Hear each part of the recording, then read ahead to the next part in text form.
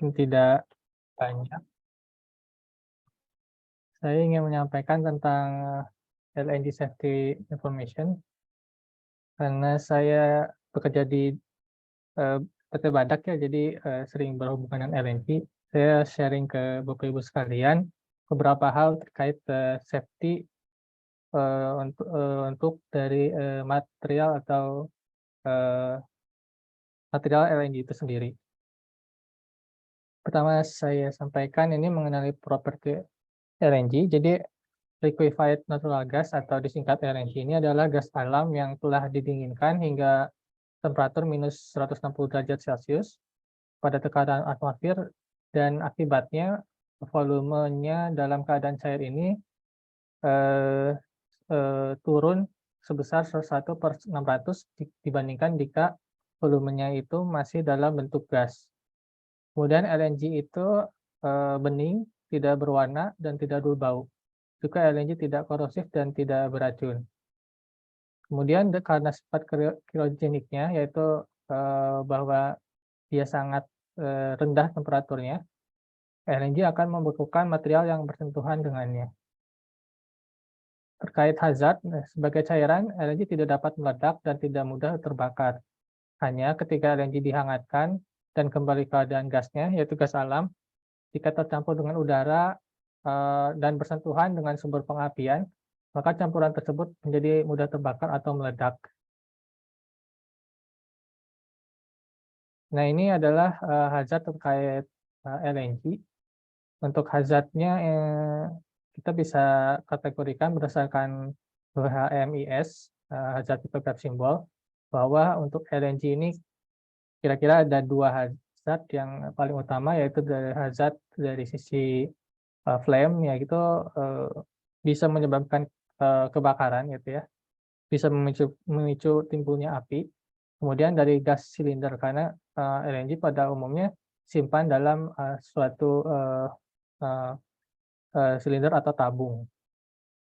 Kemudian untuk dari NFPA Rating Explanation, eee, LNG itu memiliki kode seperti ini, yaitu 340 ya. Untuk the health hazard, dia kategori 3, yaitu dapat menimbulkan serius atau permanent injury. Dari sisi flammability hazard, dia kategori 4, yaitu dapat menguap dan dapat terbakar dalam normal temperatur. Kemudian dari sisi instability hazard, dia tidak terlalu tinggi hazardnya karena dia bersifat stabil gitu ya, jadi 0. Sedangkan tidak ada special hazard. Jadi jika kita tuliskan dalam piktogram, eee, ada 2 hazard ini, yang paling utama yaitu flame dan gas cylinder, kemudian kode NFPA-nya adalah seperti ini. Jika kemudian terkait dengan handling-nya, eee jika kita berdekatan dengan LNG, kita perlu beberapa alat pelindung diri. Yang pertama adalah pernapasan. Pada umumnya, jika batas paparan terlampaui atau terjadi iritasi, alat pelindungan pernapasan NIOSH atau MSH approve harus dipakai. Itu seperti masker. Jika penggunaan darurat, bisa gunakan respirator udara tekanan positif dengan escape cylinder atau self-contained breathing apparatus atau SBA untuk udara dengan oksigen terendah. Sementara untuk kulit, sarung tangan dan safety direkomendasikan saat menangani kontainer. Pakai sarung tangan dingin saat menangani cairan, pakaian katun atau Nomex direkomendasikan untuk mencegah pembentukan statis. Jadi ini eee utamanya untuk tangan gitu ya, menggunakan sarung tangan, dan kaki safety. Kemudian untuk baju biasanya kita di industri energi menggunakan coverall dan pakaian katun atau Nomex. Kemudian untuk pelindungan mata dan wajah menggunakan kacamata safety. Jika kemudian LNG tersebut menimbulkan suatu kebakaran, maka pemadamannya menggunakan dry chemical atau CO2 atau water spray atau fog. Nah, tapi ada catatan jika ada bocoran LNG itu masih ada gitu, maka bocoran tersebut harus ditutup terlebih dahulu sebelum pemadaman api dilakukan. Mungkin demikian Bapak Ibu sharing dari saya. Saya kembalikan ke Pak Edi. Terima kasih. Baik, terima kasih Pak Ridwan Nugraha atas penyampaian statement-nya. Berikutnya kita lanjutkan dengan acara pokok kita yang akan disampaikan oleh Pak Hinu Pramuji. Waktu kami persilakan Pak Hinu, terima kasih.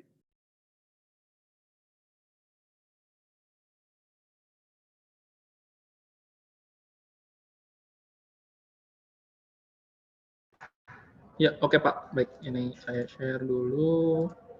Sebentar.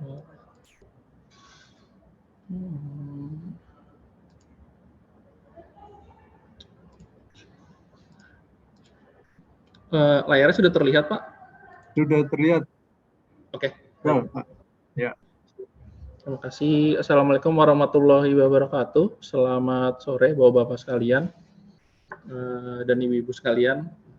Jadi di kesempatan kali ini saya diperbolehkan untuk share terkait dengan Industrial Wireless ISA 100, di mana ini merupakan sebuah teknologi yang berevolusi sebenarnya dari wire menjadi wireless. Terus kenapa sih di sini kebetulan saya dari PT Yokogawa Indonesia, di mana saya dan PT Yokogawa merupakan sebuah vendor yang sangat concern terkait dengan teknologi yang diterapkan di industrial gitu. Jadi dan wireless ini merupakan sebuah terobosan atau gagasan baru untuk menunjang kebutuhan industri, yang mana nanti kalau sekarang lagi hype-nya adalah industrial IoT ya, Industrial Internet of Things 4.0 ya, IoT 4.0. Oke, saya sendiri di Yokogawa sebagai Operational Technology Center, Group Leader, dan sebagai spesialis untuk ISA 100 dan Flipcom. Flipcom ini chemical injection di Yokogawa, salah satu produk Yokogawa, chemical injection bertujuan untuk melakukan kontrol yang tepat untuk chemical itu sendiri. Kita masuk ke materi utama aja. Kenapa sih menggunakan wireless? Jadi sebenarnya ini salah satu perubahan teknologi dari yang tadinya wire. Ini kita kasih contoh dari telepon zaman sebelumnya menggunakan telepon yang menggunakan kabel, lalu kita beralih ke smartphone yang mana sudah terhubung dengan wireless itu sendiri tanpa ada kabel, dan bahkan sekarang sudah terdevelop lagi dengan wireless charging ya, jadi udah bisa melakukan pengisian daya dengan menggunakan sistem tanpa kabel atau near kabel seperti itu. Jadi di industri pun dikembangkan teknologi yang serupa. Tujuannya adalah beberapa hal, nanti saya jelaskan di belakang benefit-benefitnya kenapa dikembangkan seperti itu, lalu keuntungan ke depannya seperti apa akan saya bahas. Oke. Nah, yang pertama mungkin seperti saya jelaskan, industrial trennya ini sekarang makin lama makin mengikuti habit yang ada di daily ya. Jadi ternyata industrialnya juga mengikuti habit yang ada di daily, yang mana kita terus mengikuti perkembangan zaman. Sekarang industrial 4.0 dan wireless itu sebenarnya udah dari 2010 untuk pengembangannya, di mana ISA 100 ini merupakan salah satu cabang industrial communication menggunakan wireless, di mana dia merupakan gabungan-gabungan, nanti saya jelaskan di belakang. Nah, kenapa sih menggunakan wireless? Salah satunya kita mengurangi lag dari penggunaan kabel, yang mana kabel itu sendiri sebenarnya di Indonesia masih sangat, kalau kita lihat populasinya penggunaan kabel di industri itu sangat besar masih ternyata, dan itu hampir 80% itu industri masih menggunakan kabel, baik dari sisi kontrol bahkan sampai sisi komunikasinya. Seperti itu. Dan wireless industrial ini nanti posisinya di mana, itu adanya di sini. Jadi sebenarnya wireless itu banyak macamnya. Jadi ada beberapa wireless di sini kalau kita lihat. Yang pertama ya mungkin yang pertama itu ada low wireless access, jadi low cost ini, low power. Dia untuk sifatnya yang asset management, jadi tidak ditaruh di bagian proses directly, dia hanya mengontrol aset-aset manajemen yang ada di bagian plan-nya itu sendiri atau pabriknya itu sendiri. Contohnya motor, lalu ada pompa dan lain-lain, itu aset manajemen, dan itu digunakan di industri. Jadi ini salah satu yang dipakai di industri, yaitu LPWA, low power. Lalu yang kedua adalah untuk kebutuhan kontrol dan monitoring. Nah, ini langsung bersentuhan langsung dengan si proses. Jadi di kontrol monitoring itu dia ada field sensor dan aktuator yang sifatnya update datanya itu lebih cepat dibandingkan yang aset manajemen. Jadi di sini nanti kelebihan industrial wireless dibandingkan aset manajemen wireless, yang mana dia update datanya lebih cepat dan baterai yang digunakan juga lebih besar pastinya, karena dia membutuhkan tadi daya yang lebih besar. Selanjutnya di luar itu, mungkin ini juga masih digunakan di industri, yaitu field work maintenance. Biasanya ini untuk Wi-Fi yang sifatnya general atau umum yang ada di office atau di kantor, dan Bluetooth serta mungkin high speed wireless internet, ya biasanya untuk pengiriman data atau mungkin monitoring data. Dan terakhir communication between remote site, atau biasa kita bilangnya 4G, 5G, LTE, atau mungkin handy talkie, itu adanya di communication. Jadi keempatnya ini sebenarnya digunakan di industri atau di pabrik, tapi di sini kita bakal fokus di bagian ISA 100 dan low power. Jadi low power ini nanti sedikit saya singgung, tapi yang saya tekankan di sini adalah ISA 100. Nah, ini untuk device-device-nya. Nah, di industri sekarang udah bergerak dan atau dibagi menjadi dua bagian besar.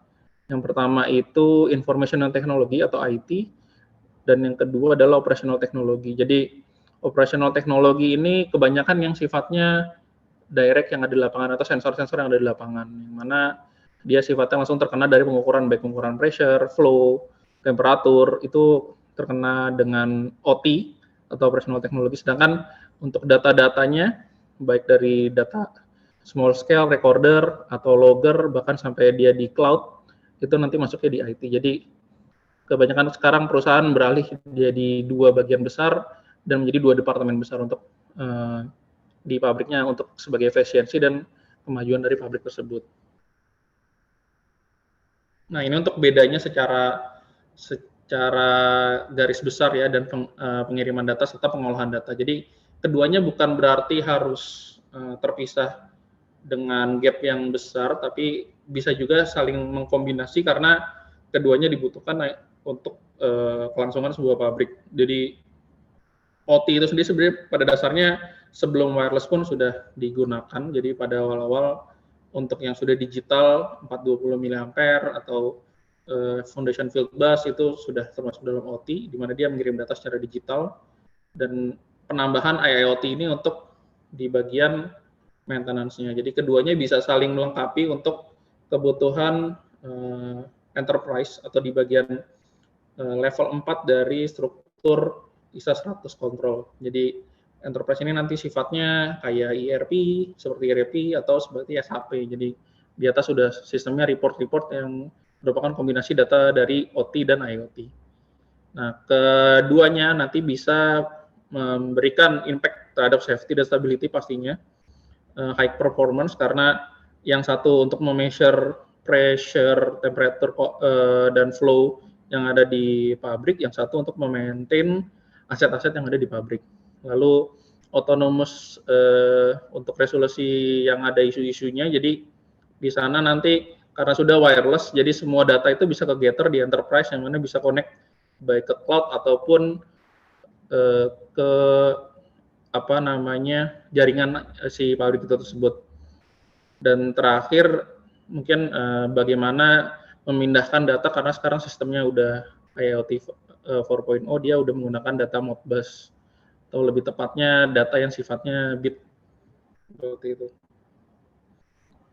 Sebenarnya impact-nya paling terbesar karena dia adanya di level pertama gitu. Kalau di ISA 95 control, itu impact yang terbesar adalah mereduce cost dari penggunaan kabel, karena jika dibandingkan antara wireless dan wire, itu bisa menekan sampai 80% cost yang ada di dalam suatu project. Jadi cost untuk penarikan kabel, terus lalu pekerjaan sipil, misalnya penggalian lapangan dan marshalling dan pooling kabel dan lain-lainnya itu bisa dikurangi. Secara harga memang wireless butuh tempat yang lebih tinggi, dalam artian lebih mahal, tetapi secara cost down untuk total keseluruhan project, baik capital expenditure ataupun operational expenditure, dia berkurang hampir 80%. Nah, di sini kita juga harus mempertimbangkan bahwa tidak semua project juga bisa menggunakan wireless gitu. Jadi beberapa project yang sifatnya small scale itu bisa jadi hitungannya bisa berubah, nggak 80, mungkin hanya sekitar 20 atau bahkan bisa lebih untung di penggunaan kabel atau wire seperti itu. Nah, untuk standarnya sendiri, karena di awal judul saya bilang ISA 100, ISA 100 itu sebenarnya sebuah society otomasi yang sifatnya internasional. Dia didirikan tahun 1945 di awal, jadi gabungan dari beberapa vendor-vendor, user, dan bahkan provider-provider yang concern terhadap automation. Dan ISA 100 wireless itu merupakan cabang dari ISA tadi, dan dia didirikan dari tahun 2009. Jadi 2009 berdiri, 2010 beberapa produk mulai launching. Nah, dan standarnya itu sendiri, selain si ISA ini punya standar, jadi nanti saya perlihatkan standarnya, dia juga udah terstandar di IEC 62734 dari tahun 2014. Nah, sebelumnya, sebelum kita masuk secara detail terkait dengan ISA-nya, jadi ada beberapa parameter yang digunakan oleh ISA 100 sebagai parameter indikasi kekuatan dari sinyal wireless. Yang pertama adalah RSSI atau RSSI, itu Receive Signal Strength Indication.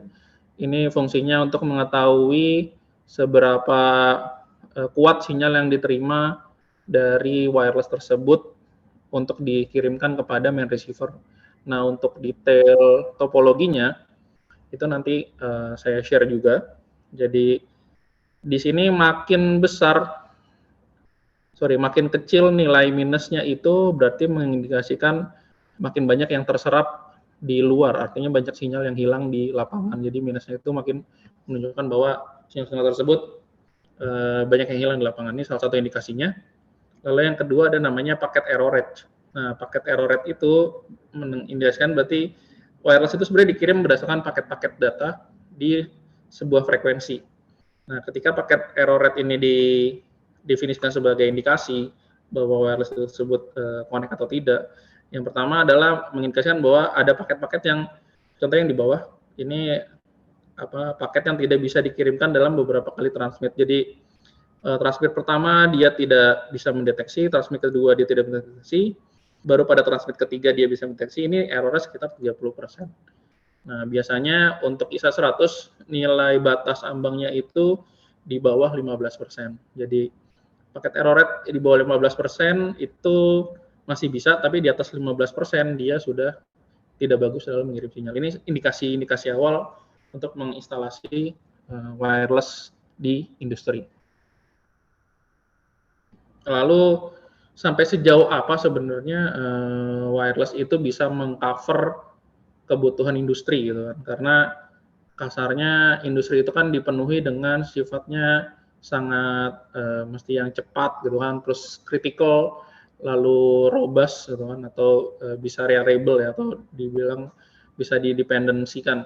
Nah, sedangkan ISA 100 ini sendiri pada dasarnya sudah mengcover sampai di bagian kontrol class 1 closed loop regulatory control. Artinya dia udah di atas supervisory, dia bisa regulatory control dari proses itu sendiri. Jadi kasarnya untuk proses-proses yang sifatnya daily, bukan yang safety, daily proses di pabrik, itu bisa dikontrol menggunakan wireless itu sendiri. Kadang memang yang menjadi kekhawatiran baik dari user ya, ataupun suatu perusahaan besar gitu menggunakan wireless adalah apakah benar ini bisa dikontrol menggunakan yang tanpa kabel, karena daily-nya mereka biasanya menggunakan kabel gitu kan. Jadi ya kabel itu sendiri sebenarnya masih jadi tulang punggung atau kepercayaan bagi orang-orang yang punya pabrik bahwa ini yang lebih reliable dibandingkan yang wireless. Sedangkan di ISA 100 sendiri sudah dari 2017 bahwa ini sudah bisa dilakukan digunakan dalam bagian kontrol seperti itu. Nah, untuk frekuensinya mungkin di sini bisa ke spill atau terlihat sedikit di 2,4 GHz sebenarnya international standard band. Jadi bandnya sendiri sebenarnya normal aja di 2,4 GHz, standar sama kayak sinyal-sinyal Wi-Fi atau sinyal internet yang ada di kantoran, tapi dia sudah standar dari ISA 100. Nah, ISA 100 sendiri sebenarnya nggak berdiri sendiri, jadi ada satu lagi namanya Wireless Arc. Keduanya ini merupakan dua provider besar untuk kebutuhan industrial wireless yang ada di pabrik-pabrik atau di lapangan seperti itu. Nah, jadi didirikan dari tahun 2009 untuk ISA 100, 2014 itu sudah standar dari end user, di mana ada sekitar 400 orang lebih dari sekitar 250 perusahaan bergabung di ISA 100. Ini detailnya. Jadi masih ada penambahan-penambahan baru lagi setiap tahun, di mana beberapa user di sini bisa terlihat seperti Chevron, lalu ada ada Saudi Aramco, di sini juga ada Yokogawa, Omron, lalu ada Shell. Jadi beberapa vendor itu sebagai member dari ISA 100. Kita mendevelop barang karena makin terbaru bahwa sebuah produk atau sebuah entitas itu tidak bisa berdiri sendiri. Jadi kita harus berkolaborasi dengan yang lain untuk memenuhi kebutuhan atau tantangan yang ada di user atau di proses itu sendiri. Makanya kolaborasi itu dibutuhkan saat ini. Jadi barrier-barriernya itu sekarang udah diputus dengan menggunakan wireless dan Modbus communication seperti itu. Benefitnya menggunakan ISA 100 apa? Yang pertama, ini sebenarnya jangkauannya sama luasnya dengan wire gitu. Jadi di sini kita bisa lihat ada dua offering ya awal. Jadi pertama adalah basic scale, yang mana dia sistemnya itu kalau kita lihat simple, tidak terlalu banyak, 50 device saja. Biasanya digunakan untuk proses-proses yang kecil ya, atau tersentralisasi lah, tidak terlalu besar. Sedangkan yang large scale ini bisa sampai 500 device. Jadi bisa mengcover keseluruhan VLAN untuk kebutuhan control automation-nya. Dan dia bisa di upper system baik ke OPC, PRM, atau mungkin ke cloud juga. Nah, ini untuk gambarannya kenapa 500 sensor itu bisa di cover sama kita, karena dia untuk update time 5 second. Nah, sebenarnya wireless ini bisa lebih cepat, dia bisa di 0,5 second, jadi di bawah 1 second, tapi device yang di cover itu lebih sedikit, itu sekitar 100 wireless sensor. Nah, untuk coverage maksimumnya dia di 500, di mana update time itu 5 second. Kenapa update time ini penting di wireless? Karena nanti terkait penggunaan baterai dan maksimalisasi dari kekuatan sinyalnya. Jadi baterainya nanti lebih cepat jika misalnya kita update time lebih cepat. Nah, update time sendiri ini apa? Jadi wireless itu bakal kasarnya mengumpulkan sebuah data dalam satu satuan waktu. Misalnya update time-nya 5 second, berarti dia data dikumpulkan dalam 5 second. Nah, setelah itu di second ke-5 atau detik ke-5 dia bakal mengirimkan data dari detik 1 ke 4. Nah, berarti data ada yang hilang gitu kan? Oh tidak, berarti datanya sebenarnya nggak hilang, karena data itu sebenarnya tetap ketika masuk ke dalam server, dalam hitungan di bawah milisecond, dia langsung tersebar ke detik yang di depannya atau detik yang di belakangnya.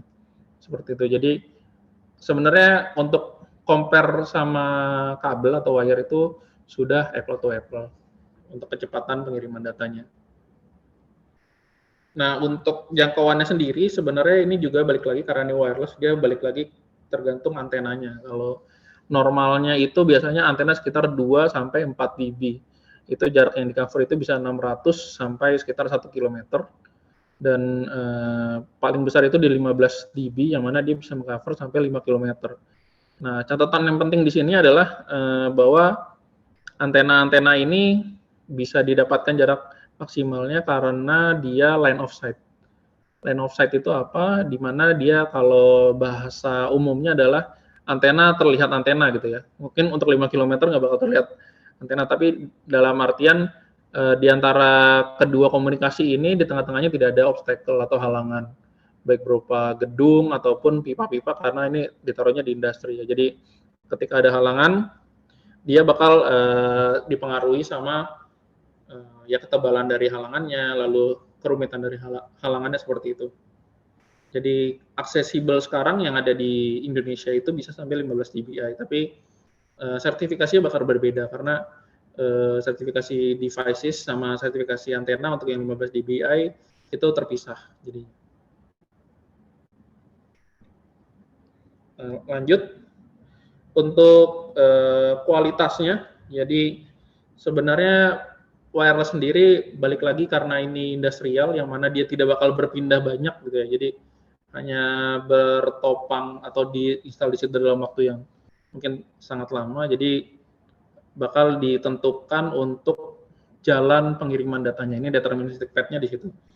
Nah, di situ juga yang mengakibatkan atau berdampak pada network-nya. Jadi karena kebutuhan industri adalah network yang bisa dipercaya sama user bahwa tidak akan ada putus data, karena di pabrik ketika ada putus data berarti ada proses yang hilang di situ dan itu berbahaya sekali untuk di pabrik. Jadi ISA 100 itu dibuat dan didesain agar data itu tidak putus. Makanya dibuat jalur yang deterministik. Artinya sudah ditentukan jalurnya. Karena ketika dia ditentukan, artinya di situ kita bisa memonitor jalur-jalur yang ada wireless-nya, atau wireless itu mengirim data bisa loncat kemana. Jadi wireless industrial juga satu hal yang unik karena dia bisa mengirimkan data dari temannya yang lain. Contohnya yang di sini ini misalnya titik terjauh dari sebuah plan-nya, dia sebenarnya bisa ngirim langsung data ke gateway.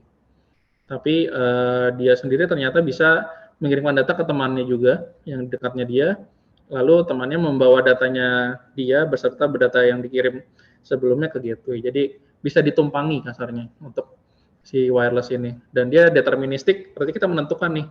Jadi si A, misalnya di sini A, itu hanya bisa mengirim data ke sini B, tidak bisa mengirim data ke C ataupun ke D, karena kalau kita dibuat automatic path seperti di bawah ini, pastinya bakal banyak kebingungan.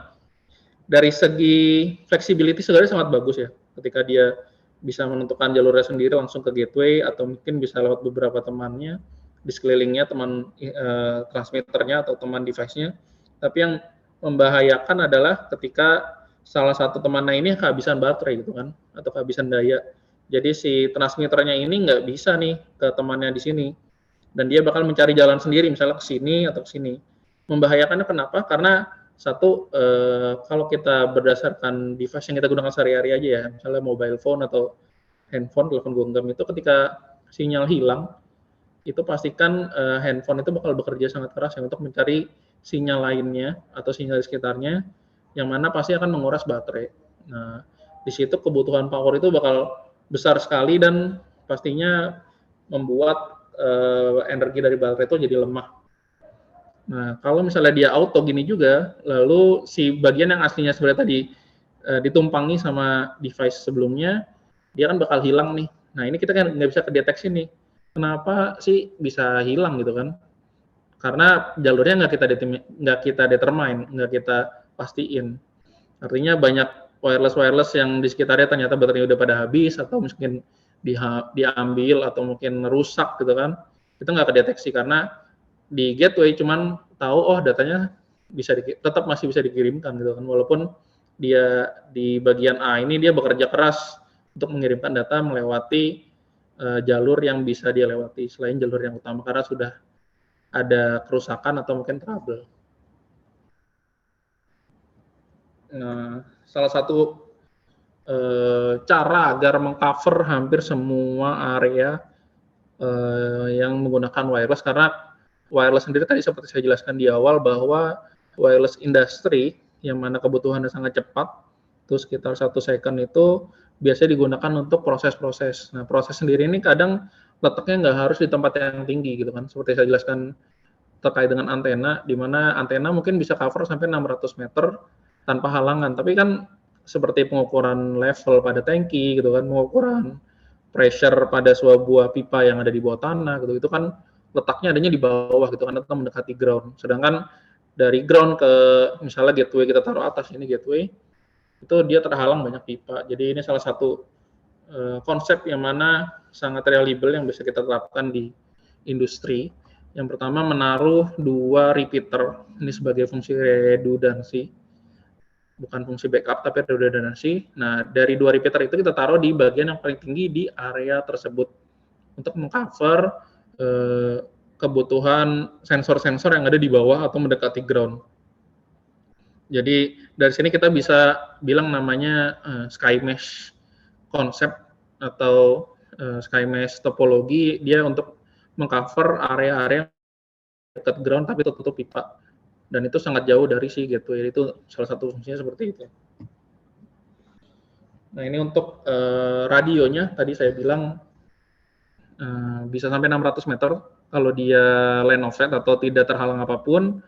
Nah, untuk di pipe jungle itu si ISA 100 ini bisa mendekati error rate-nya itu hampir 0%. Jadi tidak ada paket yang error ketika dikirim. Lalu ketika ada WiFi yang ada di lapangan itu bisa coexisting, artinya bisa saling berjalan dan tidak mengganggu satu sama lain. Jadi sudah di-develop sedemikian rupa agar industrial wireless ini tidak mudah untuk terkoneksi dengan wireless standar yang bukan industri, dan tidak mudah untuk diganggu sinyalnya juga, karena sinyalnya itu sudah determine atau sudah pasti. Di luar itu redundansi di sini sebenarnya mengacu ke kontrol ya. Jadi kontrol itu kalau kita bicara terkait dengan SIL 2 berarti dia harus ada redundansinya, di mana redundansi dari sistem ISA 100 itu dia ada 2, baik dari access point dan management station. Nah, access point ini dia letaknya itu berdekatan, redundansi. Nah, dia fungsinya adalah untuk sebagai main receiver. Nah, bedanya wireless ISA 100 dengan wireless common ya, atau wireless yang ada di kantor atau internet biasa yang ada di kantor atau di rumah, itu adalah si gateway atau si router itu merupakan penerima utama untuk yang di wireless industry. Berbeda dengan wireless yang ada di perkantoran, di mana gateway-nya itu merupakan pemancar utama ya. Jadi yang menerima sinyal itu kalau di kantor itu adalah device kita kayak seperti laptop atau handphone, sedangkan yang di industri itu si routernya adalah penerima utama dari sinyal-sinyal yang ada di lapangan. Itu perbedaannya. Jadi di situ juga bisa menjadi penjelasan kenapa wireless industry ini bisa coexisting dengan wireless yang pada umumnya, karena perbedaan dari sistem transmit dan receive-nya. Lalu ke update selanjutnya, ini udah mungkin saya jelaskan sebelumnya. Jadi memang kebutuhan untuk proses yang cepat itu hampir 53% dari sebuah plan gitu kan. Update time-nya 1 sampai 10 second. Dimana kalau kita sebar persebarannya ya, jadi ada bagian yang memang hanya bisa di cover oleh wire. Nah, di bagian sini, di sekitar sini itu wireless bisa bermain bahkan sampai di bagian 1-2 second sekitar. Jadi untuk aplikasinya nanti selain kontrol nanti ada gas detector, terus lalu ada tsunami detection dan lain-lain. Ini di belakang. Nah, ini salah satu juga feature, kalau kita bilang feature ya, karena ini sebuah produk feature yang ditawarkan oleh ISA 100, salah satunya ada blacklisting. Jadi rangeable untuk si wireless 100 sebenarnya sangat luas, dari 2405 MHz sampai 2485 MHz, yang mana dibagi menjadi 4 band A, B, G, dan N. di mana semuanya di cover sama wireless dan dibagi menjadi beberapa channel dari channel 1 sampai channel ke 26. Nah, jika memang sudah ditemukan wireless yang existing atau sudah diinstal duluan di plan tersebut, itu bisa di blacklisting atau ditiadakan di dalam pencarian sinyal wirelessnya. Jadi wireless ISA 100 ini bisa mendetek ada WiFi yang sudah diinstal dan dia bisa tidak mengirimkan data ke wireless tersebut seperti itu. Di luar itu mungkin ini problem-problem yang bisa ditemukan ya. Jadi interception atau mungkin ya tadi ada ini jawabannya bahwa kita menggunakan spektrum spreading, lalu frekuensi hopping, tadi ada channel blacklisting seperti ini, lalu menggunakan double transmission. Sebenarnya transmission ini seperti pengulangan, tapi pada intinya di double transmission ketika dalam fungsi kontrol. Lalu safety-nya di sini ada encryption sama authentication. Di mana si wireless-nya sendiri ketika sudah terpasang, bahkan sistem wireless pada umumnya tidak bisa mendeteksi kecuali dia dalam enkripsi yang sama dengan wireless ISA 100 industrial ini. Nah, selanjutnya di simplify ya, jadi karena ini wireless jadi fully benar-benar nggak menggunakan wire dan dia disupport oleh baterai. Nah, baterainya itu sendiri sebenarnya karena digunakan di industri jadi diharuskan untuk ditaruh di dalam casing atau pelindung yang dalam area explosion proof itu masih bisa gitu kan. Jadi area. Jadi setiap wireless devices yang ada di ISA 100 itu dia sudah standar dengan menggunakan baterai dan case yang bisa ditaruh di tempat yang level bahayanya mungkin tadi explosion. Seberapa panjang lifetime-nya atau baterai life-nya gitu. Jadi ini balik lagi ke update time tadi. Makin cepat update time, itu makin banyak dia menghisap atau mengambil daya dari si baterai tersebut. Jadi untuk 1 second bisa dilihat di sini untuk pressure itu 1,5 tahun baterainya baru diganti. Lalu makin lama update time itu dia bisa sampai 10 tahun. Kenapa di sini kita batasi di 10 tahun? Karena 10 tahun itu umur dari sebuah perangkat elektronik standarnya. Jadi secara mungkin kalau kita taruh perangkat elektronik tersebut dalam artian untuk yang industrial kita taruh di dalam sebuah plan mungkin dari cover dan casing masih terlihat bagus gitu. Tapi untuk umur elektronik yang ada dalamnya seperti PCB dan lain-lain itu biasanya sudah mulai menurun gitu kan, atau fungsionalitasnya sudah mulai menurun seperti itu. Jadi kita batasi di 10 tahun.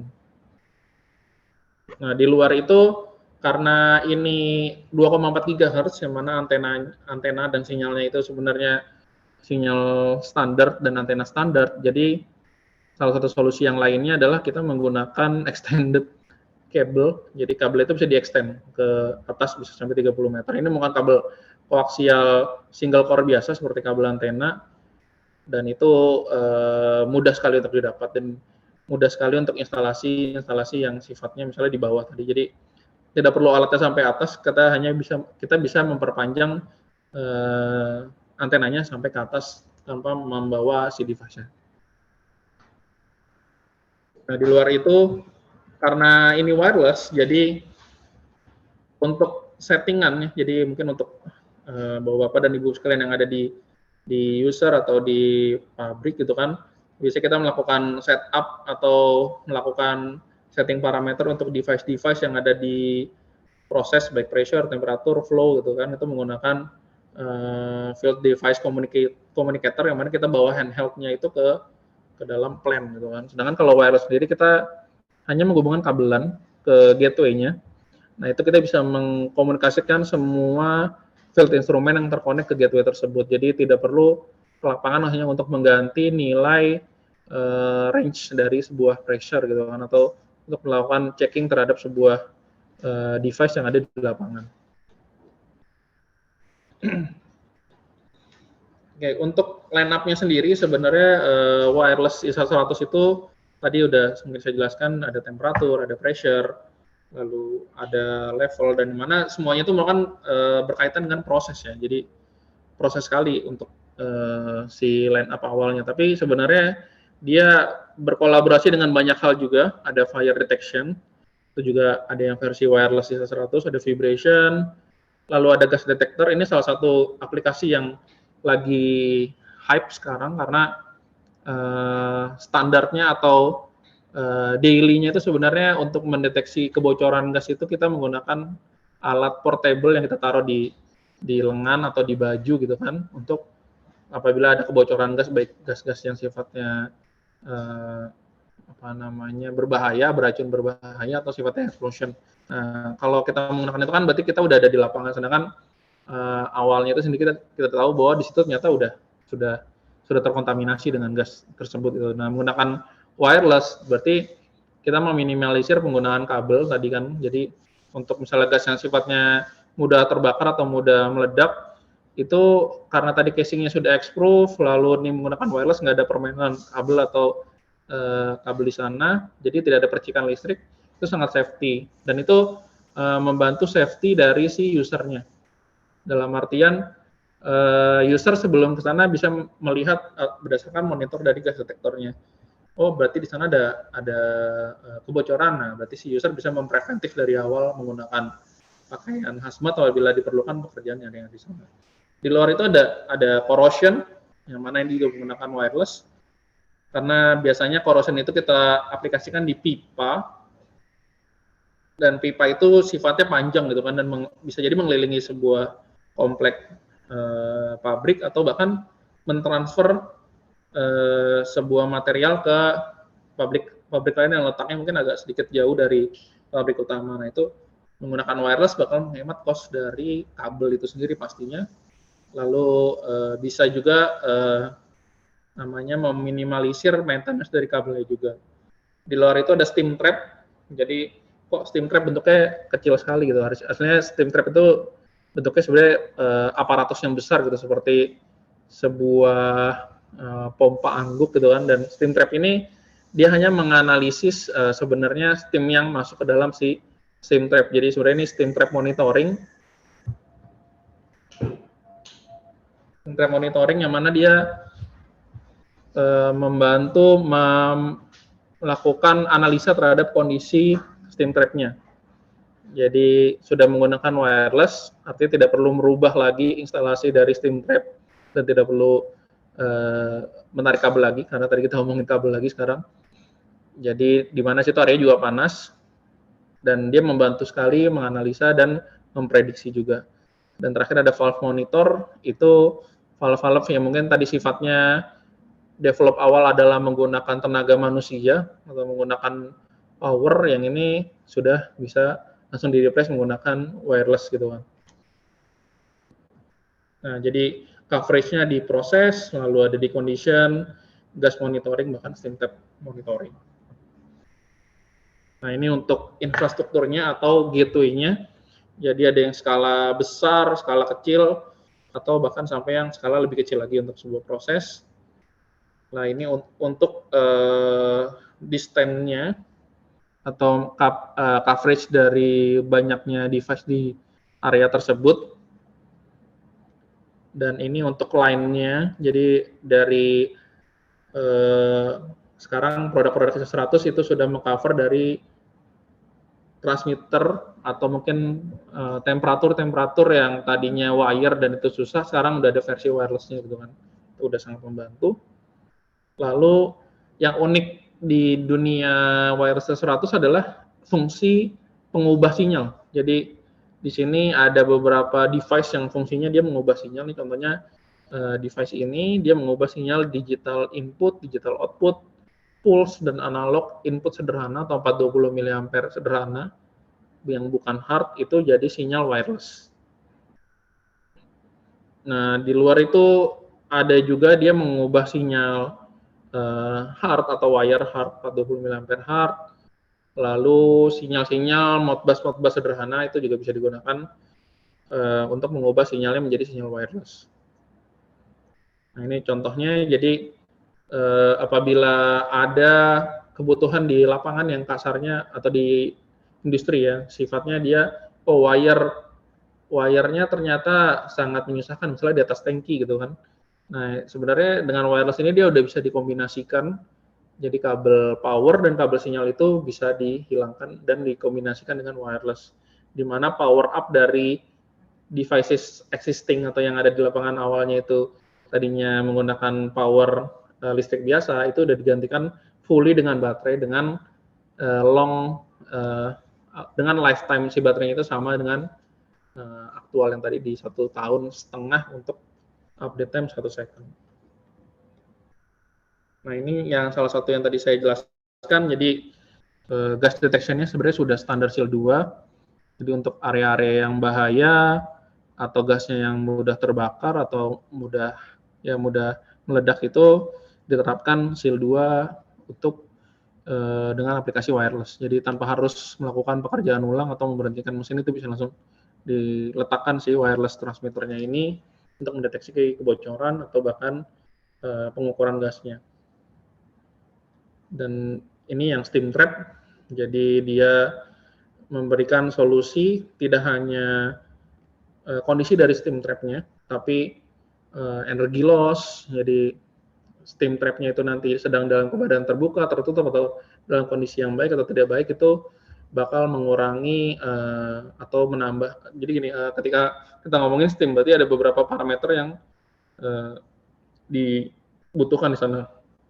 Salah satunya berarti oksigen, lalu ada kadar air, lalu yang ketiga adalah fuel, karena fuel ini digunakan untuk membakar air agar menjadi steam. Jadi kalau misalnya steamnya itu tidak optimal, maka fuel yang dibutuhkan pastinya lebih banyak untuk membakar lagi agar steam itu optimal. Sedangkan ternyata untuk bagian pengamanan steam trap, jadi steam trap ini fungsinya untuk mengamankan steam-steam yang sifatnya over pressure sama under pressure. Jadi kalau under pressure dia nanti berubah jadi air. Nah, airnya itu dibuang oleh steam trap. Kalau over pressure juga steamnya nanti dirilis sama steam trap. Jadi agak penting sebenarnya fungsi steam trap-nya, tapi kadang diabaikan gitu kan. Jadi di sini steam trap-nya itu nanti bisa dideteksi sama si steam trap monitoring ini sesuai dengan kondisi yang ada di sana.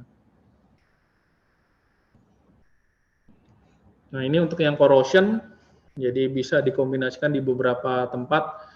Ini dia menggunakan teknologi namanya logam,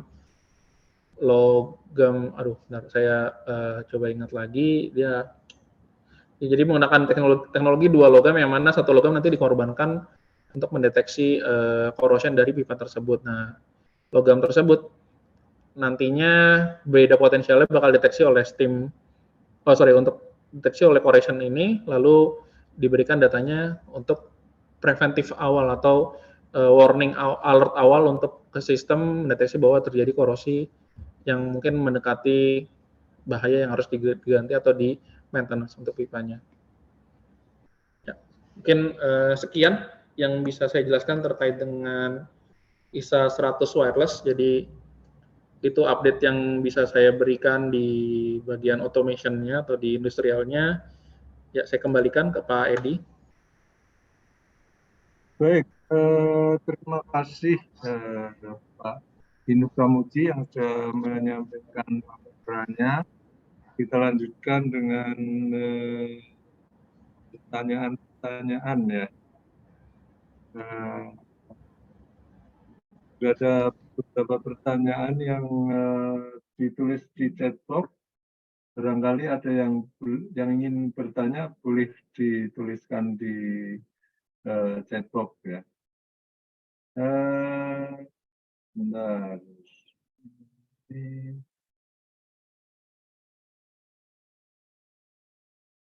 Nah, ini yang pertama dari Pak Pandu Santoso ya. Izin bertanya, wireless lebih murah dari sistem wire kah? Ya, kan ya. Contoh di mana, seberapa besar proyeknya?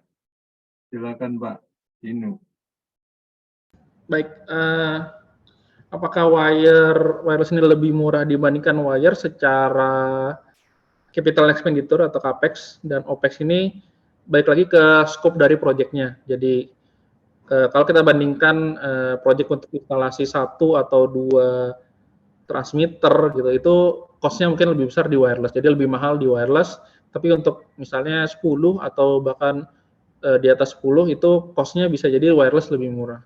Untuk proyeknya di Indonesia sendiri ini juga salah satu yang saya soroti. Jadi kebanyakan proyek yang ada di Indonesia itu sendiri malah penggunaan wireless itu lebih lebih banyak di bagian oil and gas market atau oil and gas industry. Jadi mereka lebih percaya wireless lebih awal dibandingkan proses-proses yang sifatnya non critical di belakangnya. Jadi sangat bersyukur di Indonesia udah ada yang menggunakan wireless dan itu sifatnya yang kritikal, itu membantu kita untuk memberikan insight bahwa wireless itu aman digunakan di oil and gas, seperti itu Pak.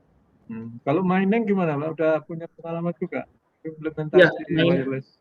Ya, mining untuk market Indonesia sendiri sudah ada pengalamannya. Kita di beberapa customer yang ada di Sulawesi.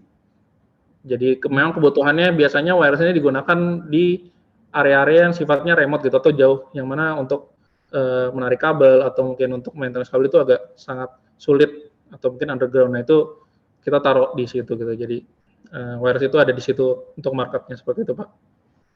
Baik. Masih Pak Pandu Santoso ya. Izin bertanya, RSSI itu lingkup siapa? Telekomunikasi atau dimiliki siapa? Ya, jadi RSSI itu sebenarnya standar yang ditetapkan sama ISA 100 tadi. Jadi standar di mana wireless-nya itu sudah didefinisikan agar bisa connect dengan standar RSI itu dengan minus di bawah 80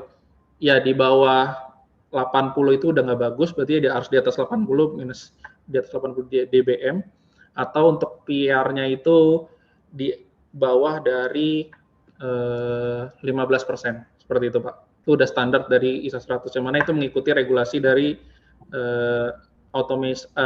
International Society of Automation, seperti itu Pak. Baik. Berikutnya dari Pak Joni. Terima kasih atas paparannya. Saat ini penggunaan wireless oleh industri jenis apa? Khususnya di Indonesia, apakah semua industri sudah masuk? Kemudian bagaimana perbandingan cost antara industri yang menggunakan dan yang tidak? Tadi sebenarnya sudah mirip dengan pertanyaan Pak Pandu ya. Selanjutnya, apakah pemapar sudah meneliti kelebihan dan kekurangan terhadap wireless ini? Apakah juga penggunaan wireless yang automation ini ada bersama dengan AI atau berbeda? Terima kasih. Ya. Oke, mungkin tadi pertanyaan yang ketika industrinya mungkin sudah ada tadi di oil and gas, dan sekarang udah merambah ke chemical, bahkan ke power gitu. Lalu untuk perbandingan cost-nya itu memang kita ada kalkulasinya, jadi kalkulasi 100 wireless ini untuk total cost project. Lalu untuk kelebihan dan kekurangan wireless sendiri, mungkin tadi kelebihan udah saya paparkan ya, benefit dari 100, kekurangannya itu sendiri kadang penggunaan atau pemakaian wireless ini harusnya di awal itu dilakukan survei. Surveinya itu untuk mendeteksi atau meminimalisir sinyal-sinyal yang hilang. Jadi di awal itu kita bakal melakukan survei untuk melakukan scaling atau jangkauan dari si communication sinyalnya. Kalau misalnya dia udah proof terkait dengan jangkauan sinyalnya, itu bisa dilakukan menggunakan wireless. Tapi kadang memang kekurangannya kita tidak melakukan survei, jadinya kita harus menambah beberapa devices untuk melakukan koneksi di wireless tersebut. Seperti itu Pak. Ya. Untuk satu lagi Pak, yang AI-nya, sebenarnya AI ini adanya di level 2 sampai level 4 kalau misalnya kita lihat diagram ISA 95 model untuk automation ya. Jadi kebetulan wireless 100 ini adanya di level pertama. Level pertama itu isinya sensor, level kedua isinya kontrol dan recorder, dan 1,5 ya. Level 3 isinya adalah analisis data, dan level keempat adalah isinya adalah enterprise. Nah, AI itu dia bergerak dari level 2,5 sampai ke level 4. Sedangkan untuk di level 1-nya, fungsi sensor itu AI-nya sendiri belum dioptimalisasikan. Mungkin kedepannya bakal ada optimalisasi artificial intelligence di wireless tersebut. Baik, berikutnya Pak Pandu Santoso lagi. Wireless system yang berhubungan dengan kedaulatan negara, institusi mana yang mengatur? Ya. Jadi untuk wireless sendiri ini pastinya diatur sama Kementerian Komunikasi dan Informatika, Kemenkominfo yang ada di Indonesia.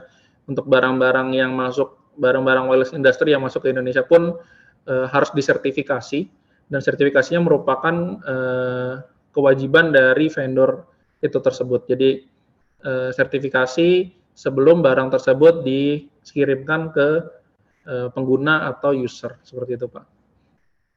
Baik. Berikutnya masih Pak Pandu ya. Keandalan sistem wire PS wireless. Ya. Penjelasannya. Jadi sistem wire dan wireless sebenarnya sekarang sudah apple to apple ya, dari sisi komunikasi dan lainnya. Nah, membedakan tadi kalau kita lihat jangkauan cakupan kontrol dari ISA 100 adalah hanya sampai regulatory control, artinya kontrol yang sifatnya daily atau proses kontrol. Nah, wire itu sendiri menang di bagian safety control, yang mana safety control membutuhkan respon kontrol yang lebih cepat. Dia di bawah dalam artian 0,5 second ya, atau bisa jadi sampai milisecond, karena ini sifatnya safety. Contohnya seperti blow down valve dan lain-lain, itu misalnya untuk proses-proses yang sifatnya fail, lalu dia melakukan blow down untuk valve-nya. Nah, itu wireless tidak bisa bermain di situ karena itu membutuhkan respon time yang lebih cepat, seperti itu Pak. Baik. Ini dari Pak Pandu ya, ini pertanyaan tentang apakah sudah digunakan di industri migas, tadi sudah ya, cuma di sini ada tambahan pertanyaan ini, mohon contoh proyek Indonesia. Ya, contohnya saya boleh sebut user nggak apa-apa ya Pak. Jadi ya, jadi ada di BP Tangguh satu, misalnya ini yang menanyakan terkait dengan proyeknya, kita ada BP Tangguh di Tren 3, lalu ada di Donggi Sonoro, itu ada di Sulawesi ya, di Donggi. Lalu di Pertamina Dumai, dulu namanya Chevron Dumai, kita juga udah ada di sana. Jadi beberapa vendor oil and gas itu bahkan sudah banyak menggunakan wireless dibandingkan industri-industri lain. Jadi itu lebih valid untuk menggunakan wireless seperti itu Pak. Baik. Berikutnya dari Pak Joni lagi ya, saya bertanya kembali terkait gelombang yang dihasilkan wireless termasuk jenis gelombang apa? Apakah dengan gelombang radio atau gelombang elektronik lainnya? Apakah juga gelombang wireless memiliki gelombang energi yang mempengaruhi tubuh manusia atau tanaman? Saya pernah dengar gelombang bisa mempengaruhi makhluk hidup. Ya, jenis gelombangnya sebenarnya wireless LAN atau WLAN biasanya kita bilangnya, itu local area network, itu 2,4 GHz ISM band, yang mana sebenarnya digunakan juga di ponsel bawah sekalian yang masih 4G. Jadi 5G itu dia udah bukan 2,4 tapi sekitar 5 GHz. Kali ini 2,4 GHz itu di 4G. Tapi itu bukan definisi sesungguhnya untuk wireless ISA 100. Jadi wireless ISA 100 tetap wireless ISA 100, tapi sinyalnya tetap sama dengan sinyal 4G di 2,4 GHz. Nah, gelombangnya sama tadi, kalau misalnya pertanyaannya dengan gelombang elektroniknya sama, tapi yang membedakan tadi gelombangnya itu sudah dideterministikan dan sudah dipastikan harus robust dengan proses yang ada di industri. Mempengaruhi tubuh manusia dan tanaman hidup, mungkin kalau terpapar secara terus-menerus dan kontinu mungkin bakal mempengaruhi karena dia 2,4 GHz, seperti kita menggunakan mobile phone atau laptop secara terus-menerus, itu pasti akan mempengaruhi ya tubuh manusia. Tapi kalau ditaruh di industri, dia tidak terpengaruh sama sekali dengan proses medan magnet, bahkan dengan petir sekalipun, seperti itu Pak. Baik, berikutnya dari Pak Arko Jayadi, apakah SkyMesh ini tahan terhadap petir? Ya, karena memang wireless ditaruh di tempat yang tinggi, pastinya ini didesain dengan petir atau lightning protector. Jadi di setiap antena-antena itu standar dari ISA 100 harus menggunakan lightning protector. Jadinya pastinya tahan petir. Karena memang kalau kita gambarkan secara aktual aja ya, direct hit atau mungkin sambaran langsung ke device apapun sekarang mungkin minimal pasti ada kerusakan gitu atau terjadi conflating. Dan wireless ini juga sama. Jadi dia bakal terjadi conflating dan dia pasti rusak. Tapi kalau misalnya dia ditaruh dalam sebuah pool atau mungkin sebuah stanchion gitu kan, stanchion pipa 2 inch, apabila tersambar stanchionnya atau poolnya, si wireless ini tetap safe karena dia punya lightning protector sendiri dan surge protector. Seperti itu Pak. Baik, berikutnya dari Pak Purwanto. Izin bertanya, untuk teknologi wireless ini ketahanan terhadap noise bagaimana ya? Apabila ada kemungkinan noise gelombang di frekuensi yang sama, mengingat sinyal bercampur sama-sama di medium udara. Terima kasih.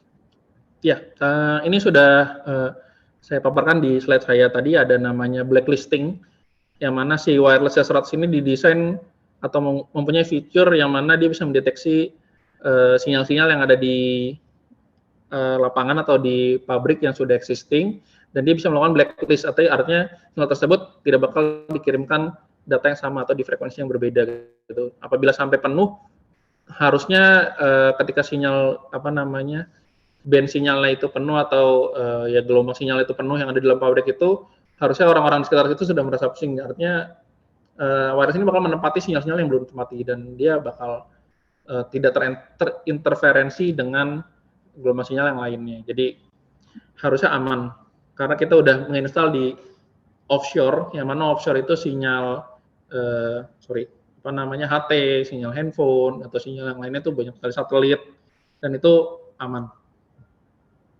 Baik, berikutnya dari Pak Priyo Adiswasono. Kita sudah memakai teknologi wireless untuk aplikasi KWA meter sama ini sering mengalami putus dalam pengiriman data karena ketidakstabilan dari perangkat wireless sendiri. Kita pakai topologi mesh, harusnya bisa saling mengcover tapi ternyata tidak bisa. Yang saya tanyakan supaya lebih handal, apa yang harus kita lakukan untuk lebih stabil? Terus rekomendasi perangkat wireless yang bagus seperti apa ya? Terima kasih.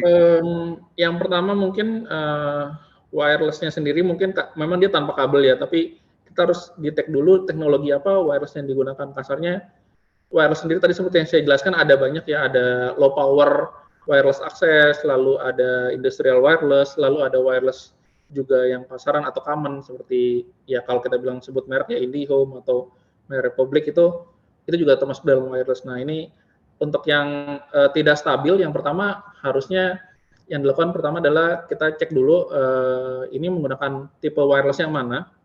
Misalnya menggunakan wireless yang common gitu kan.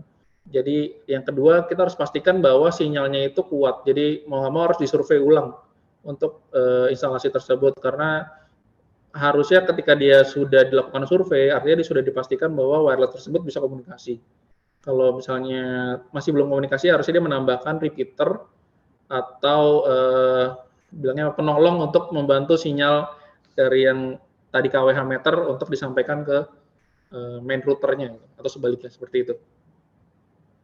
Baik, dari Pak Pandu Santoso lagi nih, izin bertanya wireless ISA 100 peran pemerintah untuk proyek pemerintah apa? Oke. Peran pemerintah pada dasarnya lebih ke arah regulasi, jadi pengaturan regulasi dari sinyalnya. Mungkin yang sekarang lagi ramai adalah 5G gitu kan, tapi 4G ini sebenarnya sudah sangat stabil untuk sinyalnya, dan atau kasarnya 2,4 GHz sebenarnya sudah sangat bilangnya established ya, atau stabil di penggunaannya. Jadi ya di situ pemerintah fungsinya regulasi dan mengontrol sinyal-sinyal yang ada di sekitar atau di area Indonesia. Jadi aman, dan dia cakupannya itu tidak luas karena kita bilangnya WLAN atau wireless local area network, di mana dia hanya untuk kebutuhan lokal aja, seperti itu sih. Baik. Berikutnya dari buat Mbak Alia ini. Izin bertanya dan penjelasan lebih lanjut. Ada 4 pertanyaan saya baca dan bisa baca. Dan voltage dari TNI gateway RX-nya. Iya, oke, mungkin saya juga baca Pak dari Alia juga ini, jadi ada pertanyaan. Untuk ampere dan voltage-nya untuk transmitternya itu di 3,6 volt, itu ampere baterainya. Itu voltage baterainya. Untuk gateway-nya itu dia di 220 volt ampere, volt alternating current atau VAC di 220. Lalu untuk indikator kualitas wireless-nya dan diagnostik fisiknya pasti harus ada, karena itu sudah standar dari ISA 100 itu ada untuk programnya. Jadi in detail mungkin bisa nanti saya jelaskan lebih detail di prosedur atau mungkin instalasi apabila ada waktu. Lalu yang keempat itu bisa dijelaskan mengapa wireless ini berbeda aman di daerah migas? Sebenarnya migas itu bahkan daerah yang awalnya wireless itu agak dihindari karena kompleksivitas dari prosesnya ya. Jadi prosesnya itu sendiri sebenarnya kompleks, di mana kita ragu-ragu nih apakah si wireless itu bisa diinstal di migas. Tapi ternyata di Indonesia hampir 80% project wireless itu adanya di migas dan itu sukses dan customer satisfied buat itu. Seperti itu, Pak. Yang nomor 2 tadi kayaknya kelewatan. Ya, Baterainya. baterai ya. Untuk baterai include di dalam transmitternya, harus di-include-kan ketika melakukan instalasi wireless atau pembelian wireless. Karena baterai merupakan power utama atau daya utama untuk si transmitternya, seperti itu, Pak. Baik. Berikutnya dari Pak Joni lagi. Izin tanya kembali, apakah gelombang wireless yang dijelaskan hanya untuk industri saja?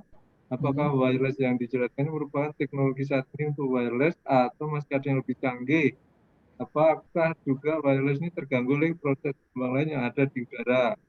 Misal akan terganggu oleh gelombang cahaya atau gelombang listrik dan lain-lain. Terima kasih. Oke. Jadi wireless yang saya jelaskan, ini saya juga mohon maaf, ya memang saya jelaskan untuk kebutuhan industri aja, untuk industrial, karena wireless common itu mungkin providernya udah lebih banyak ya Pak, dibandingkan wireless industry. Lalu apakah ada wireless yang lebih canggih ke depannya? Jadi kita lihat di industrial mungkin IoT 5.0 atau mungkin industri 5.0, nanti kita lihat apakah ada teknologi terbaru yang lebih reliable, karena teknologi baru tuh sebenarnya banyak yang ada di pasaran. Contohnya tadi ada low power wide area wireless, tadi ada LPWAN, itu sudah terbaru sebenarnya. Itu kalau kita kenalnya di LoRaWAN, yaitu jangkauannya bisa sampai 7 km, tapi dia memang belum bisa menandingi dari kecepatan update time untuk industrial wireless ini. Jadi belum bisa digunakan di bagian proses, hanya untuk asset management. Jadi yang update time-nya 1 jam atau update time-nya misalnya seminggu sekali, itu bisa menggunakan LoRaWAN. Jadi LoRaWAN itu sebenarnya udah familiar di industri-industri yang sifatnya common atau bukan yang proses, contohnya di pertanian, di pupuknya bukan di bagian proses pupuk, tapi persebaran pupuk atau bahkan di nelayan, seperti itu tuh sudah sangat common di sana. Tapi ya itu belum bisa diletakkan di industrial karena tadi datanya itu bisa sangat random dan tadi interferensinya sangat besar karena low power itu di sekitar 900 sampai 1100, itu sekitar 2G sampai 3G kalau di mobile phone. Itu banyak banget gangguannya seperti itu. Baik, berikutnya dari Pak Doni lagi ya. Izin tanya, berapa gelombang wireless yang dijelaskan? Ini udah kayaknya Pak, ini udah. Maaf, ini Cleonir. Berikutnya Pak Pandu. Nah, ini Pak Pandu Santoso ya. Apakah ISA 100 gas detection kebocoran gas memilah gas yang bocor, bukan metan dan lain-lain? Ya, sebetulnya ini balik lagi ke vendor yang menyediakan device ini. Ada yang menyediakan untuk gas-gas, jadi dia memisahkan antara gas yang sifatnya beracun sama sifatnya berbahaya. Jadi di situ dia ada jangkauan gasnya apa aja. Nah, yang jadi titik beratnya adalah gas-gas yang berbahaya yang ada di plant tersebut, ada yang mau diukur apa aja, karena kasarnya balik lagi ke apa ya bilangnya, basic pengukurannya atau basic ya tadi basic pengukurannya dia menggunakan metode apa. Kalau dia menggunakan metode chemical, jadi ada beberapa gas yang tidak bisa menggunakan metode chemical. Kalau menggunakan metode elektrostatik juga ada beberapa gas yang belum tidak bisa menggunakan. Jadi balik lagi ini karena wireless dia kita bilangnya custom ya, atau kasarnya sesuai dengan kebutuhan yang ada di lapangan. Jadi semakin detail kebutuhan yang ada di lapangan untuk gas, contohnya untuk kebocoran ya, tugas yang akan diukur itu bakal membantu vendor tersebut untuk menyediakan gas detection yang sesuai, seperti itu. Baik, berikutnya dari Pak Rahmat Andi. Untuk API sendiri, apakah bisa untuk semua DCS? Apakah ada requirement dari status untuk DCS-nya sendiri?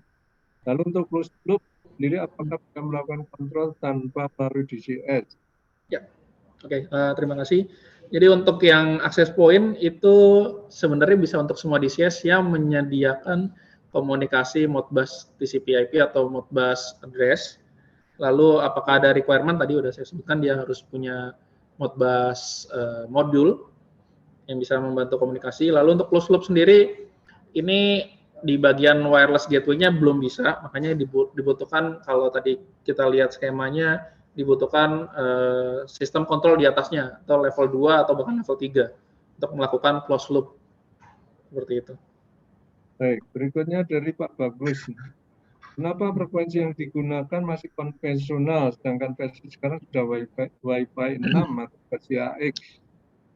Ya, terima kasih pertanyaannya. Jadi untuk kenapa masih konvensional, sebenarnya ini bukan lebih ke arah kita menyamakan teknologi yang ada sekarang atau ini menggunakan teknologi jadul, tapi lebih ke arah karena digunakan di industri ya atau pabrik. Jadi kita harus yang reliable. Pertama tadi beberapa syaratnya, terus tidak boleh putus. Jadi bisa saja mengadopsi teknologi yang baru, tapi harus ada beberapa tes run lagi terkait dengan teknologi baru, terkait dengan tadi kehandalan dan lain-lain. Mungkin secara pengiriman data atau secara jangkauan sangat luas. Contohnya tadi LPWAN ya, atau Low Power Wide Area Network, yaitu jangkauannya luas sekali sampai 7 km. Tapi untuk stabilitas pengiriman data, lalu kecepatan pengiriman data itu juga harus dipertimbangkan untuk di pabrik. Karena contohnya untuk sebuah proses ya, kalau misalnya pengiriman datanya dia butuhnya selesaikan tapi si wireless hanya menyanggupi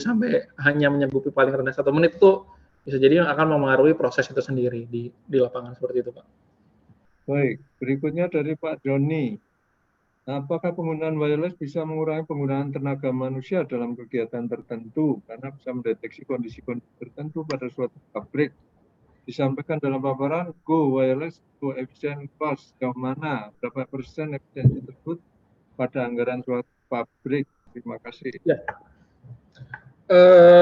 Penggunaan wireless itu sendiri sebenarnya mengurangi tenaga manusia dalam hal cost efektif ya. Jadi kalau untuk wire, contohnya misalnya untuk instalasi wire transmitter itu misalnya membutuhkan waktu sebulan, kalau wireless itu kalau kita komparasi hanya membutuhkan waktu sekitar 1 minggu atau mungkin paling lama 2 minggu. Jadi hampir setengahnya penggunaan tenaga manusia untuk cost efektif ya, bukan bukan dari kuantiti manusianya, itu hampir setengahnya. Jadi ya, pertanyaan kedua, lanjut ke pertanyaan kedua, deteksi kondisi tertentu pasti, karena ini merupakan enhance dari teknologi sebelumnya, di mana 420 mAh hardwire itu sebenarnya udah salah satu yang advance di bagian instrumen ya, sebagai advance condition detection itu. Nah, itu semuanya di-deliver atau dimasukkan fiturnya ke wireless. Jadi itu merupakan teknologi yang sudah mendeteksi kondisi-kondisi bahkan sebelum kondisi yang dideteksi itu terjadi gitu, itu udah bisa. Nah, kalau untuk yang efisiensi cost itu tadi salah satu gambaran yang besar 80% itu salah satu project di Saudi, itu sekitar 1000 wireless, itu cost yang dia hemat itu sampai 80% sebagai gambaran. Baik, berikutnya dari Ibu Alia. Ada 4 pertanyaan lagi nih. 1, bagaimana kemudahan Field Wireless Management Station berintegrasi dengan RTU, DCS, dan sistem SCADA existing?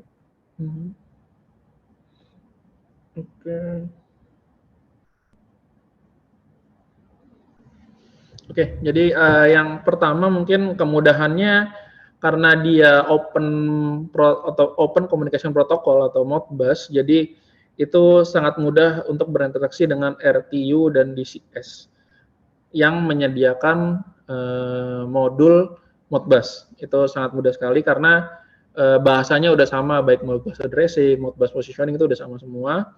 Lalu gateway diintegrasikan dengan sistem SCADA juga, kita juga sering mengintegrasikannya karena kebanyakan proyek yang kita lakukan di Indonesia itu kebanyakan udah ada SCADA existing-nya, kita tinggal menambahkan di sana karena dia memiliki IP sendiri untuk satu gateway ya. Jadi satu gateway tadi bisa mengcover sampai 500 device, itu hanya membutuhkan satu IP.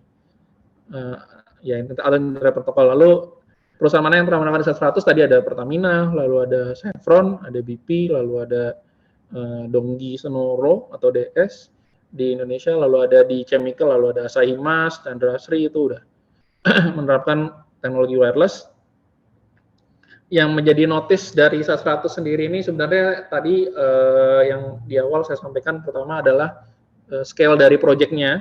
Misalnya tadi hanya project kecil atau kuantitinya misalnya di bawah 10 itu disarankan untuk menggunakan wire saja karena mungkin cost-nya bakal lebih besar menggunakan wireless. Yang kedua adalah site survey. Karena site survey itu penting yang dilakukan oleh ahli agar mendeteksi seberapa banyak yang dibutuhkan repeater untuk mengcover area yang bakal diinstal wireless transmitter itu sendiri. Oke, Pak. Baik, berikutnya dari Pak Rustam Effendi. Framework apa yang disupport? Bentar, Pak.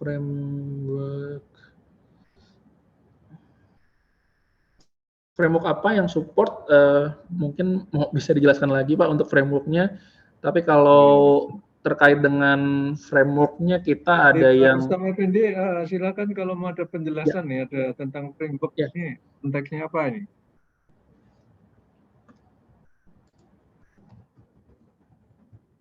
Pak Rustam, silakan dengan mikrofonnya.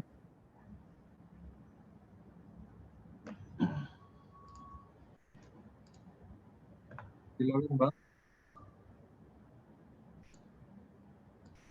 Oh, misalnya ini kayak platformnya itu loh, misalnya Antares, itu kan frameworknya Telkom ya misalkan. Oh, oke. Frameworknya sendiri sebenarnya Yokogawa atau kalau kita bilang 100 itu sendiri framework tersendiri, Pak. Jadi nggak mengikuti framework dari Telkom yang ada, maksudnya telekomunikasi yang ada di Indonesia, karena dia lokal area network ya. Jadi dia kita di dalam frameworknya ISA 100 dia kalau terkait itu.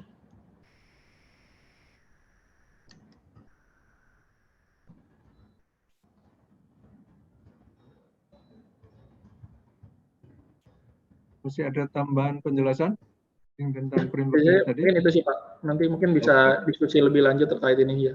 Baik. Berikutnya dari Pak Lino Hugun. Izin bertanya, apakah implementasi teknologi wireless ISA 100 di Yokogawa juga mengkonsiderasi kejahatan siber? Bagaimana sistem keamanannya menggunakan teknologi ini? Oh, untuk yang ISA 100 untuk mengconsider kejahatan cyber mungkin bukan di arah sana untuk aplikasinya. Jadi berbeda karena ini memang fully untuk kebutuhan industri atau pabrik ya atau plant. Lalu sistem keamanan di sini kita menggunakan IS 128 bit. Mungkin terdengar common ya, tapi enkripsi sama dekripsinya itu sudah di-develop dari 2009.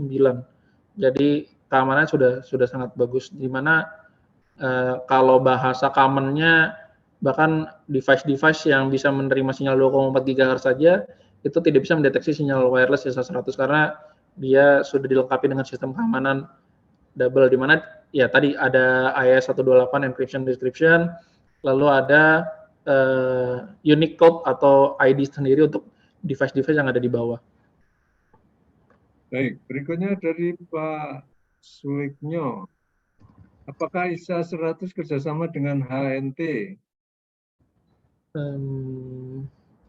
Oke, untuk HNT sendiri ini boleh didefinisikan, Pak, apa? Jadi ya, Pak Suwiknyo ada tambahan penjelasannya?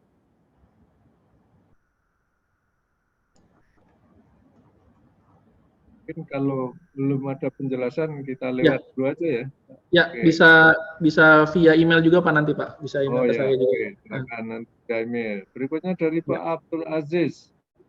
Sensor apa yang sesuai untuk mengukur gas-gas, utamanya gas metan yang dihasilkan oleh bencana seperti lumpur Lapindo Sidoarjo? Terima kasih. Ya, jadi sensor gas itu macam-macam device, maksudnya macam-macam basic pengukurannya atau prinsip pengukurannya. Untuk metana biasanya dia menggunakan chemical reaction atau electrolysis reaction ya. Jadi dua-duanya itu yang sesuai. Tapi mungkin dari bapak-bapak atau ibu sekalian yang ada di sini lebih paham mengenai ini, karena kebetulan spesialis saya bukan yang di gas detection, dalam artian bukan di aplikasi basic prinsipnya, tapi lebih ke wireless komunikasinya. Tapi memang yang ada di industri kebanyakan adalah menggunakan elektrik tadi, menggunakan elektrolisis atau menggunakan chemical reaction tadi, Pak. Seperti itu. Baik. Berikutnya dari Pak Mas Amar di Barat. Selamat sore Bapak Inu Pramuji. Perkenalkan saya Amar dari Universitas Kauripan Kediri. NIM 2115020. Izin bertanya, untuk mengetahui kualitas gelombang tiap device-nya, dapatkah dimonitor, kontrol, adjust bandwidth-nya? Apakah produk ini sudah bekerja dual frekuensi? Berapa lama untuk instrumennya harus dilakukan kalibrasinya? Ya, untuk mengetahui gelombang tiap device-nya tadi kita bisa memonitor, tadi ada namanya RSSI atau Receive Signal Strength Indicator. Terus yang kedua ada PER atau Packet Error Rate. Nah, itu yang sebagai standar dari ISA 100 untuk memonitor dan mengontrol bandwidth dan signal si wireless-nya. Untuk dual frekuensi sebenarnya belum. Dia mengadopsi 2,4 GHz single frekuensi, jadi belum ada ke arah situ. Tapi untuk aplikasi kontrol dia membutuhkan standar SIL 2 dan wireless 100 sudah terstandar itu, yang mana dia redundansinya di bagian gateway. Terus lalu yang ketiga, berapa lama instrumen ini harus dikalibrasi? Pada intinya kalau dikalibrasi signal selama dia masih komunikasi harusnya tidak perlu dikalibrasi. Jadi masih belum ada advance terkait dengan apakah sinyal kalibrasi, tidak perlu, karena dia selama dia komunikasi mah harus tidak perlu. Lalu untuk instrumennya sendiri atau instrumen pengukuran kayak pressure atau temperatur itu nanti balik lagi ke standarnya dari SNI atau CAN ya, yang mana kalau dia prosesnya kritikal itu harus 6 bulan sekali, atau kalau prosesnya non kritikal itu bisa 1 tahun sekali, seperti itu. Baik. Berikutnya dari Pak Pandu Santoso lagi. Untuk ketahanan terhadap lightning protector, mohon sampai seberapa besar menurut code apa, US atau Europe? Ya, untuk code-nya mungkin bisa saya share nanti, mungkin Pak Pandu mungkin bisa di-share Pak Edi untuk kontaknya, karena saya harus lihat detail terkait dengan lightning protectornya, detailnya seperti apa. Karena itu balik lagi ke kasarnya manual book dari si wireless tersebut, yang mana saya juga masih orang biasa, belum hafal keseluruhan isi dari manual book, harus saya lihat lagi. Baik, itu, Pak. Dari Pak Pandu Santoso lagi izin bertanya, survei yang dilakukan oleh siapa, Yokogawa atau Indonesia? Hasil survei ini milik siapa, Yokogawa atau Indonesia? Ya, jadi bisa dilakukan oleh provider ISA 100. Jadi tadi ISA 100 kan merupakan bagian dari beberapa vendor, yaitu bisa dilakukan oleh orang-orang yang tergabung dalam vendor tersebut. Mereka biasanya sudah berpengalaman untuk melakukan survei. Orang Indonesia sudah banyak sekali yang sudah paham terkait dengan ISA 100. Yokogawa sendiri yang perusahaan yang menaungi saya pun, saya bisa turun sendiri untuk melakukan survei. Nah, hasil surveinya pastinya akan diserahkan ke user tersebut. Jadi bukan proprietary milik Yokogawa atau proprietary milik pemerintah Indonesia, tapi semuanya merupakan balik lagi ke user tersebut yang punya kebutuhan terkait dengan wireless. Baik. Berikutnya dari Pak Muhammad Afif. Apakah perangkat wireless sensor ISA 100 berbasis protokol IP atau tidak ya? Jika protokol apa yang digunakan? Ya, betul. Protokolnya protokol IP, Pak. Jadi untuk ISA 100 kita menggunakan protokol IP untuk gateway-nya. Jadi bukan untuk device-nya. Jadi nggak butuh banyak IP untuk menginstal wireless ini. Jadi device-nya itu udah, gateway-nya udah 1 IP aja buat 500 devices. Seperti itu. Baik. Berikutnya dari Pak Yos. Ingin bertanya, sekarang ini banyak beredar model wireless berupa modem G, merek, dan tanpa menggunakan SIM card. Mohon penjelasan cara kerja modem wireless ini. Terima kasih. Oke, jadi mungkin ini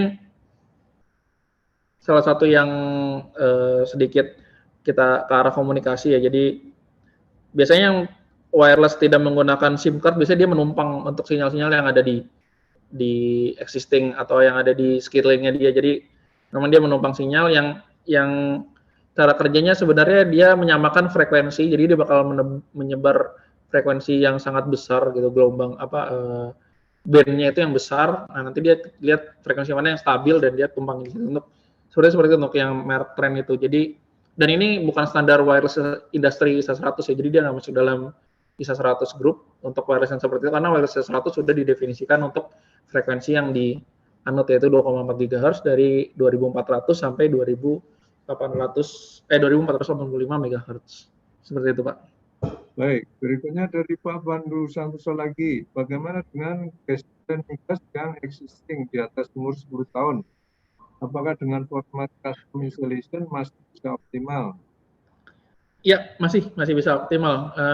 Kita lagi ada beberapa propose project di gas plant yang mungkin kita kenal sudah berumur di atas 10 tahun, contohnya di Badak dan di Arun. Jadi ada beberapa propose project dan itu sangat optimal karena kalau kita bandingkan existingnya adalah tidak menggunakan wire atau masih menggunakan pneumatic. Nah, pneumatic ini ketika menggunakan diganti communication-nya dengan wire, itu dia bakal membutuhkan cost yang sangat besar. Makanya paling efektif adalah ditransmisi atau ditranslatekan ke wireless tanpa menarik kabel tapi sudah digital seperti itu, Pak. Baik, ini yang di chat box sudah habis pertanyaan. Barangkali akan akan bertanya secara langsung dengan mikrofon. Silakan yang akan bertanya.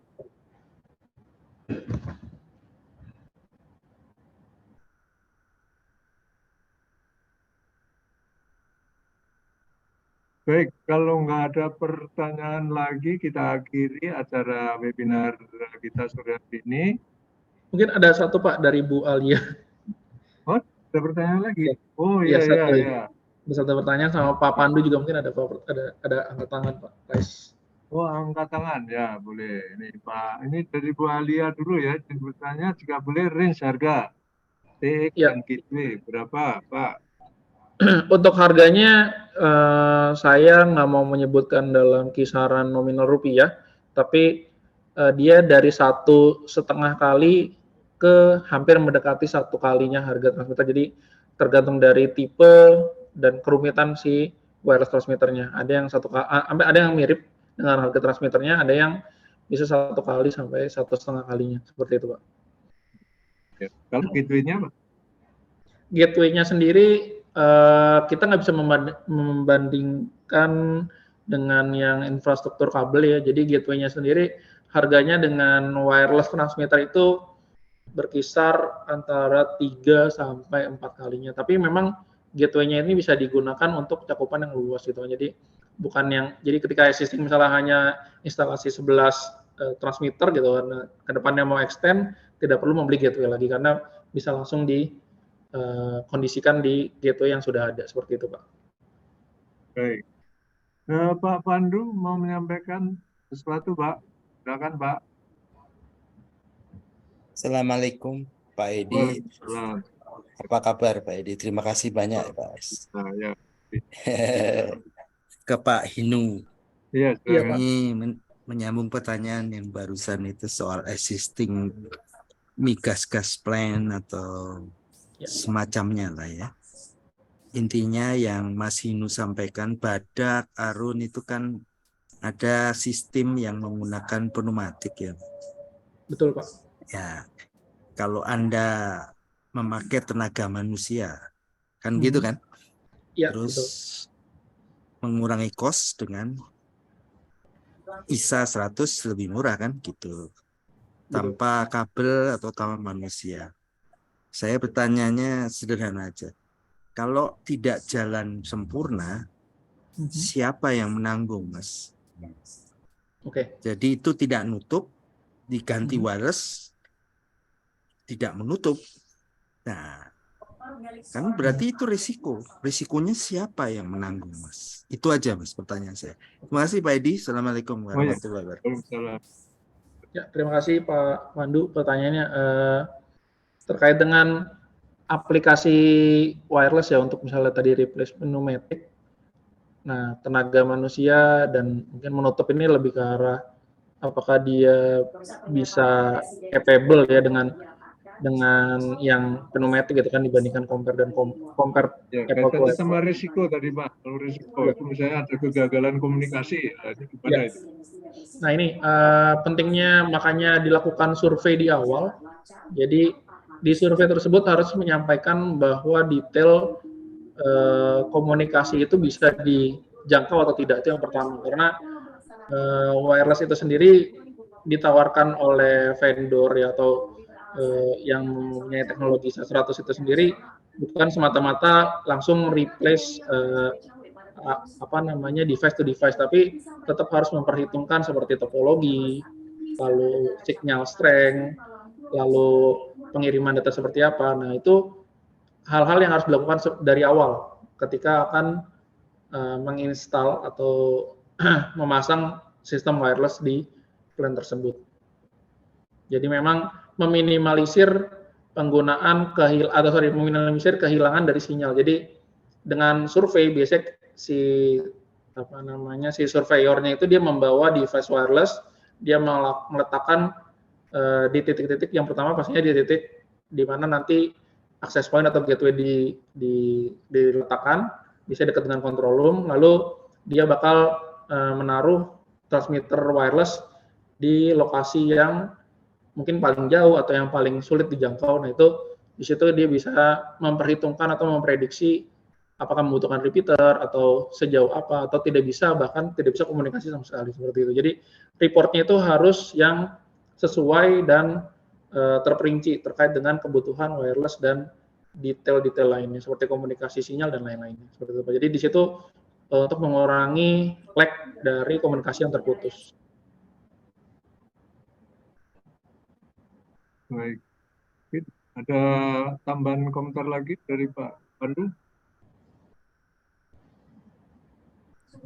Iya Pak. Jadi pertanyaan saya tadi yang terakhir, menjadi risiko siapa? Harus ada di kontra itu Pak Edi. Jadi kalau kegagalan harus ada di kontra. Itu yang maksud saya di Indonesia loh Pak ya.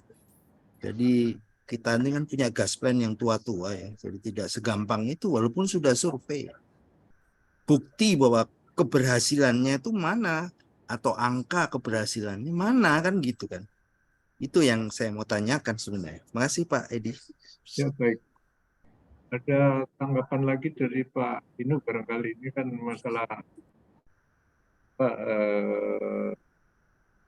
katakan komunikasi itu bisa berlangsung tapi kan ada kalanya gitu, namanya gelombang radio itu bisa tergantung pada situasi sebenarnya ada kegagalan dalam komunikasi sehingga perintahnya bisa salah gitu kan.